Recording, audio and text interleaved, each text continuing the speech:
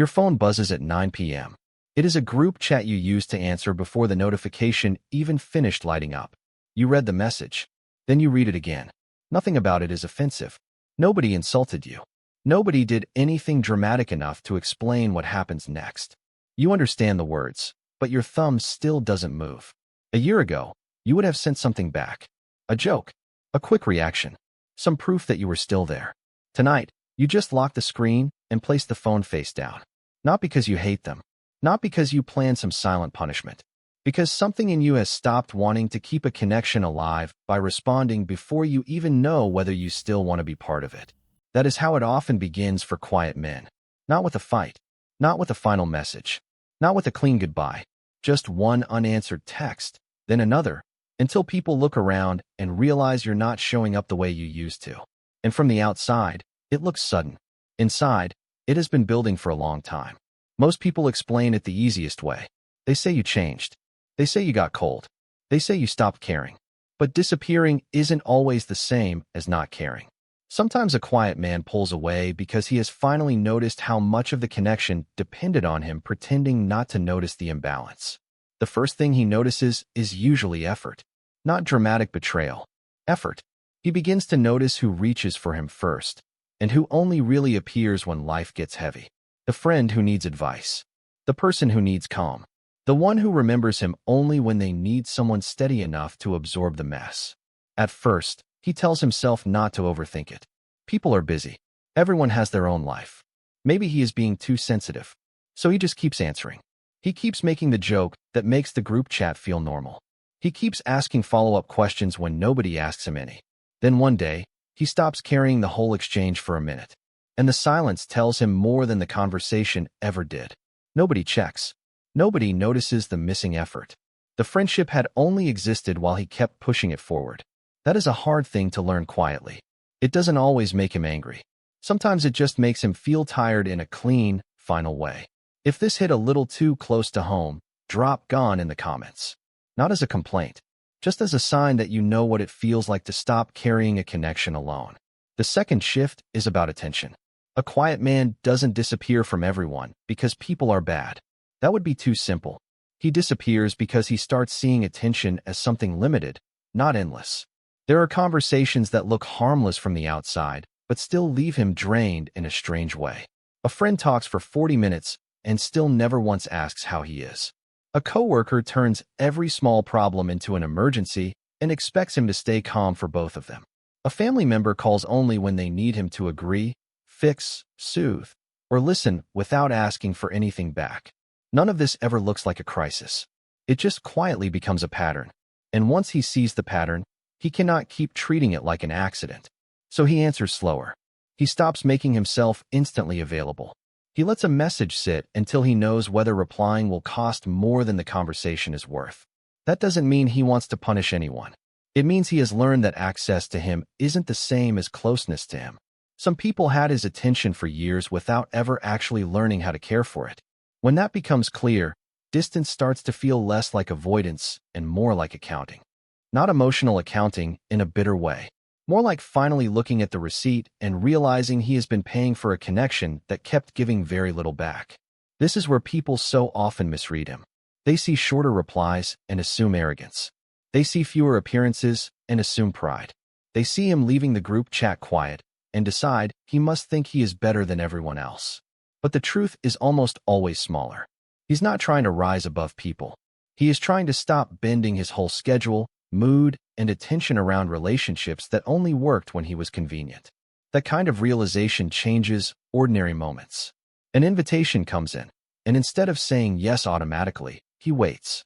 A name lights up on his phone, and instead of feeling needed, he feels the weight of the last 10 conversations. Someone says, "We should catch up." And he remembers that catching up usually means listening to another hour of their life while his own stays untouched. So he doesn't rush to reply. And for once, he doesn't explain the delay. This is not coldness. It is the moment a quiet man stops confusing availability with loyalty. If this helped put words to something you have felt but never said out loud, give it a like. It helps this kind of quiet psychology reach the people who need it. There is another part people rarely ever understand. Quiet men don't always disappear because they want less connection. Sometimes they disappear because the kind of connection around them has become too thin to keep feeding. They can sit with people and still feel completely alone in a very specific way. Not lonely because nobody is there. Lonely because nobody is actually meeting them. Everyone talks, but nobody listens past the first answer. Everyone laughs, but the laughter feels more like timing than warmth. Everyone says they should hang out more, but nobody changes anything after saying it. After a while, the quiet man eventually starts to feel like he is attending the idea of a friendship, not the friendship itself. That is different. It makes the body tired before the night is over. It makes every gathering feel like something he has to complete instead of something he gets to enjoy. And once that happens often enough, he begins to leave early in small ways. First in his head, then with shorter replies, then by skipping one plan, then another. Nobody sees the whole process because he doesn't announce each step. He simply stops renewing the parts of his life that only existed through habit. But there is one honest warning here. Pulling away is not always wisdom. Sometimes pulling away is necessary. It can be clean, even mature, especially after years of giving more than the relationship ever gave back. But distance can also become a place to hide from conversations that ask for honesty. If every message feels like pressure, every friend feels like a demand, and every misunderstanding makes him vanish instead of speak, then disappearing may not be clarity. It may be shut down. That difference matters. A quiet man doesn't need to force himself to stay where he is being drained. But he also doesn't become stronger by disappearing from everyone before anyone gets the chance to understand him. The question is not, should I leave? The better question is, what exactly am I no longer willing to carry? If the answer is one-sided effort, constant access, or a relationship that only exists when he carries emotional labor, distance may be honest. If the answer is every uncomfortable feeling, every direct conversation, and every chance to be known, then the pattern deserves a closer look. Because not every disappearance protects him. Some only make his world smaller. Still, when the choice is real, the change doesn't happen all at once. It usually happens on ordinary days. He simply stops arguing with someone who has already decided not to understand. He deletes the paragraph he wrote to explain himself and realizes the explanation would only invite another debate.